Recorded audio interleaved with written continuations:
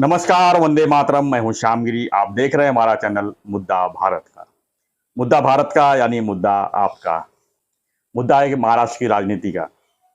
वीर सावरकर को लेकर उद्धव ठाकरे और बाकी पार्टियों में काफी इसमें नोक-झोंक चल रही है और खासकर उद्धव को ट्रोल किया जा रहा है कि देर सही दुरुस्त सही, लेकिन इतना देर क्यों कर दी सावरकर जी को न्याय दिलाने के लिए।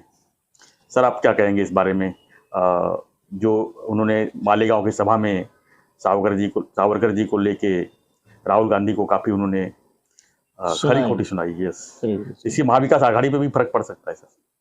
सर, ये वीडियो जी अगर 2 घंटा पहले हम करते थे तो मैं ये 3 विधान करता था जी कि उद्धव जी के लिए एक मुसीबत हो गई राहुल का बोलना।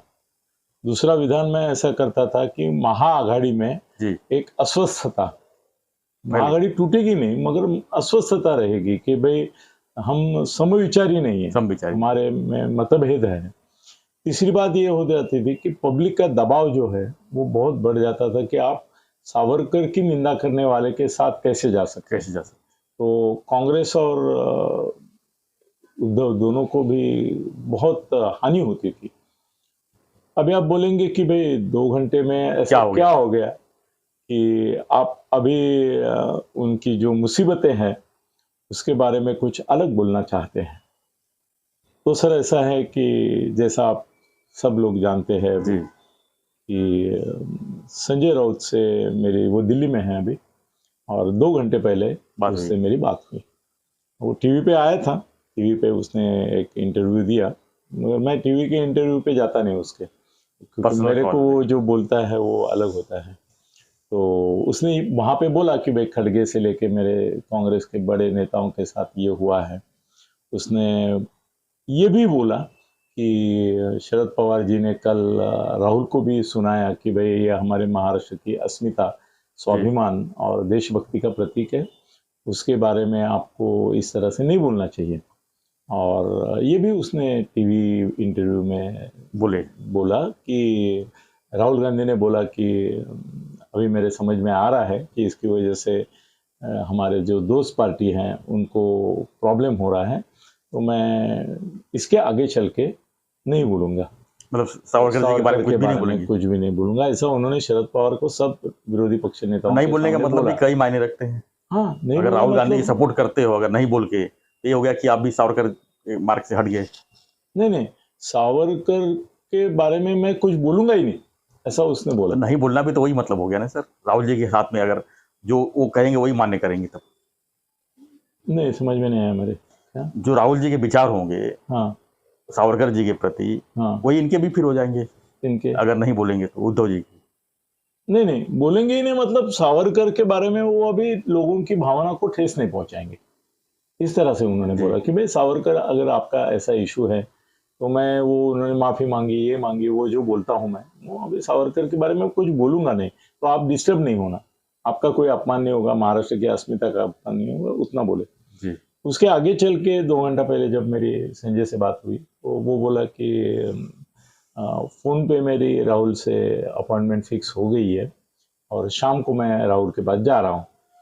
तो मैं उसको बोला कि क्या लगता है क्या राहुल करेगा। वो बोला कल उसने ऐसा तो विड्रॉ किया है जी। उसने बोला है कि मैं इसके आगे चल के नहीं बोलूँगा, मगर मैं उसको जाके ये बोलने वाला हूँ कि इसके आगे चल के तुम नहीं बोलोगे वो ठीक है, मगर अभी जो डैमेज हुआ है महाराष्ट्र में, अपने रिश्ते में हुआ है, लोगों में हुआ है, वो कंट्रोल के लिए तुम माफी मांगो। कौन माफी मांगे? राहुल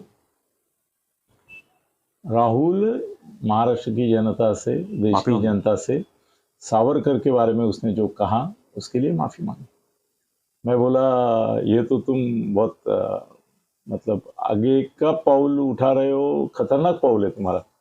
अगर तुम राहुल को मना सके ये ठीक है, उसने बोला कि आगे चल के नहीं बोलूंगा, यहाँ तक ठीक है, माफी मांगने अगर माफी मांगोगे वो भी संजय राउत के कहने से, वो संजय राउत के कहने से, मैं बोला ये तो एक बहुत बड़ी क्रेडिट तुमको मिलेगी कि उसने माफी मांगी, तो तुमको कितना आशा लगती है कि वो माफी मांगेगा।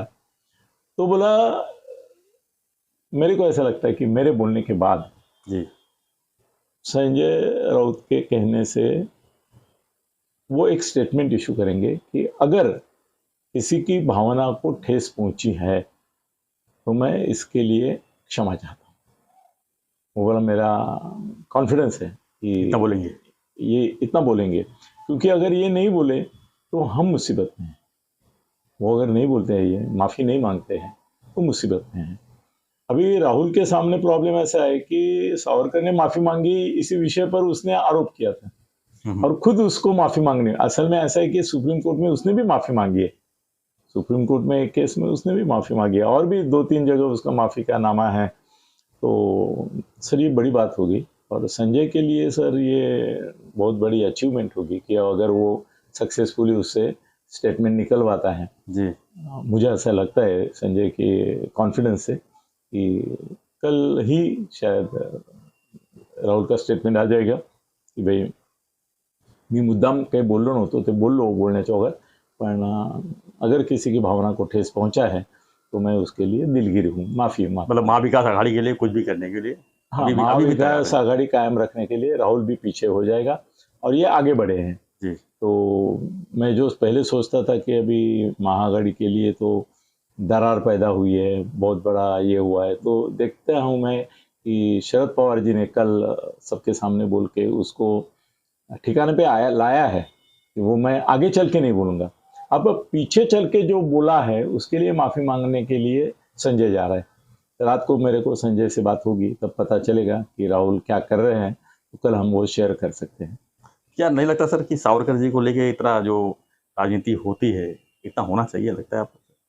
एक स्वतंत्रता सेनानी को लेके हर 2 महीने में कुछ ना कुछ स्टेटमेंट आ जाता है। राहुल ही करता है, या तो पॉजिटिव बात है या तो नेगेटिव बात है। राहुल ही करता है, दूसरा कोई नहीं करता है। वो राहुल को किसी ने ये किया है कि भाई हिंदुत्व के प्रतीक सावरकर थे, जी, तो उनका तुमने अपमान किया तो हिंदुत्व का अपमान हो जाता है। अपमान हो जाता है, तुम्हारा सेक्युलर इमेज बढ़ेगा। तो वो पागलपन है, मगर वो करता है, मगर अभी नहीं करेगा सर। इसके आगे मैं आज गारंटी देता हूँ आपको, पवार साहब ने जो उसको बोला है, तो उसने जो सबके सामने माना है, और इसके साथ भी आज बात होने के बाद इसके आगे चल के मैं गारंटी देता हूँ राहुल गांधी इसके आगे चल के इनके बारे में, सावरकर जी के बारे में कुछ प्रतिकूल तो छोड़ो, अनुकूल भी छोड़ो, कुछ बोलेगा ही नहीं। सावरकर ये विषय मतलब अगर किसी ने निकाला, महाविकास आघाड़ी कोई भी नहीं भूलेगा अब इस पे।